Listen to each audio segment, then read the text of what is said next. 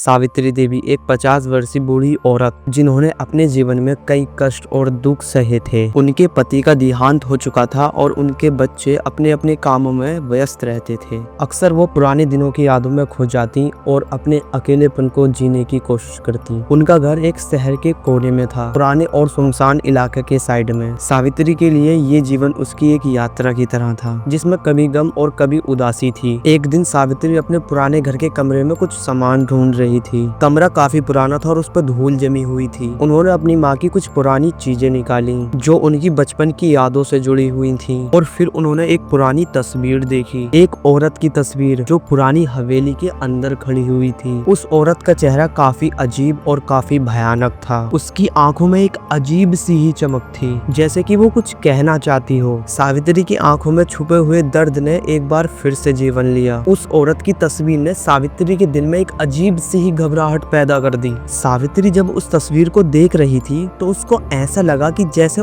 उसने उस औरत को कहीं देखा है। उन्होंने सोचा क्या ये तस्वीर मेरे किसी पुराने रिश्तेदार की हो, लेकिन फिर भी जब सावित्री उस तस्वीर को देख रही थी, उस तस्वीर के फोटो में जो आंखें थी उसमें एक अजीब सी ही चमक थी जो सावित्री के दिल में एक डर पैदा कर रही थी। अक्सर शहर में एक कहानी सुनाई जाती थी कि एक पुरानी हवेली के अंदर कुछ अजीब घटनाएं घट रही थीं और लोगों का ये भी मानना था कि वो एक भूत है जो पुरानी औरतों के रूप में वहां पर आता है। और सावित्री के मन में पता नहीं क्या आया, उसने सोचा क्या ये वही औरत है। और सावित्री के मन में अचानक से एक विचार आता है कि पुरानी हवेली का एक चक्कर लगाना चाहिए, क्या पता मुझे वहाँ पर कोई जानकारी मिल जाए। और उस रात सावित्री ने तय किया कि वो उस हवेली के पास जाएगी, और उन्होंने ये सोचा कि सबसे बेस्ट रात का समय रहेगा ताकि उनका कोई पीछा ना कर सके। और वह जब हवेली के पास पहुंची उस टाइम पे सावित्री का दिल बहुत तेजी से धड़क रहा था, क्योंकि हवेली एक पुरानी और एक सुनसान जगह पर थी। उस हवेली के आसपास एक भयंकर खामोशी थी जो सावित्री को और भी घबराहट में डाल रही थी। लेकिन फिर भी सावित्री ने अपनी हिम्मत को बहुत ज्यादा मजबूत किया और आगे बढ़ी। और जब सावित्री हवेली के अंदर पहुंची उन्होंने देखा कि सब कुछ पुराना और खंडर हो चुका था। अंधेरा था और सिर्फ चांद की रोशनी थी जो हर चीज को अजीब तरह से रोशन कर रही थी। अंदर हर कोने कोने, हर दीवार पुरानी यादों से भरी हुई थी। सावित्री का मन उम्मीद और डर से झूंझ रहा था, लेकिन सावित्री जी ने अपनी हिम्मत जुटाई और हवेली के अंदर एक कदम और बढ़ाया। थोड़ा सा आगे जाके उन्होंने देखा कि एक शीशा पड़ा हुआ है, बहुत पुराना वो भी, जो काफी धीमे धीमे हिल रहा था। और सावित्री को जब भी उसके अंदर कुछ दिखाई दिया और सावित्री ने धीरे धीरे अपनी आंखें उस शीशे की तरफ घुमाई और देखती है कि एक औरत का चेहरा उनके सामने खड़ा हुआ था, वही चेहरा जिसका चेहरा उन्होंने उस तस्वीर में देखा था। उसकी आंखों में एक पुरानी शक्ति थी और वह धीरे धीरे सावित्री की ओर बढ़ रही थी। सावित्री का दिल अचानक से थम सा गया। उस औरत का चेहरा काफी भयानक था और उसकी आंखों में लाल रोशनी चमक रही थी जो उसके पुराने जीवन के दर्द के जैसी चमक रही थी। और सावित्री की सांसें तेज होने लगी थी और सावित्री जी ने हिम्मत करी और अपने दर्द को दबा कर आगे देखती रही। और जब भी अचानक से औरत ने कहा, सावित्री देवी तुम्हें ये सब कुछ जानना चाहिए जो तुम्हारे साथ हो रहा है, मुझे तुम्हारी मदद की जरूरत है। और उस टाइम पर सावित्री का दिल बहुत ही ज्यादा जोर जोर से धड़क रहा था। और सावित्री ने कहा,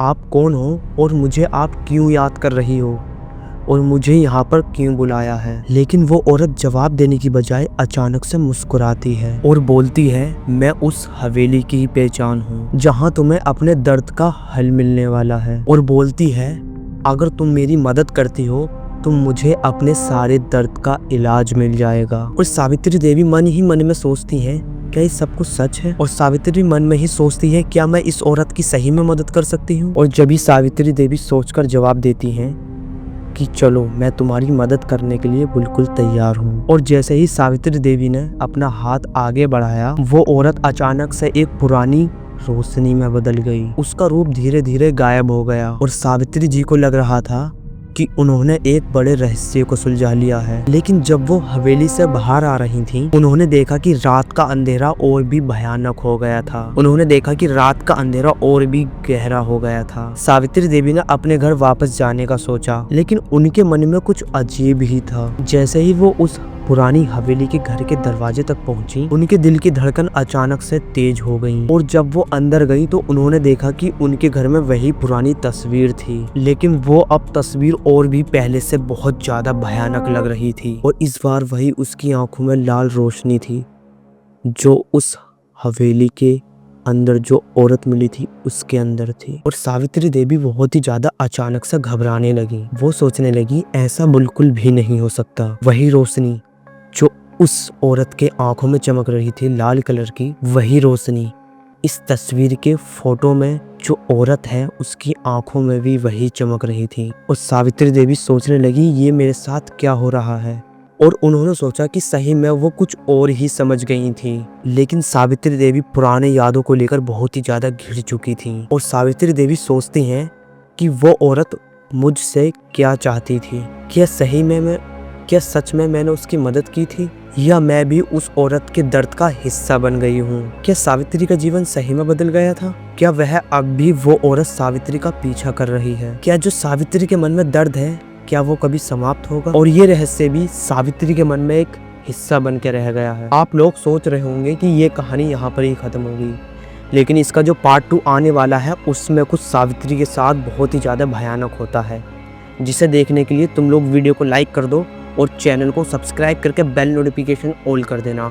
और तुम लोगों को पार्ट 2 चाहिए इसका तो कमेंट कर दो पार्ट 2। मिलते हैं गाइस जल्द ही इस स्टोरी के पार्ट 2 में। जब तक के लिए इस साइड वाली वीडियो देखो।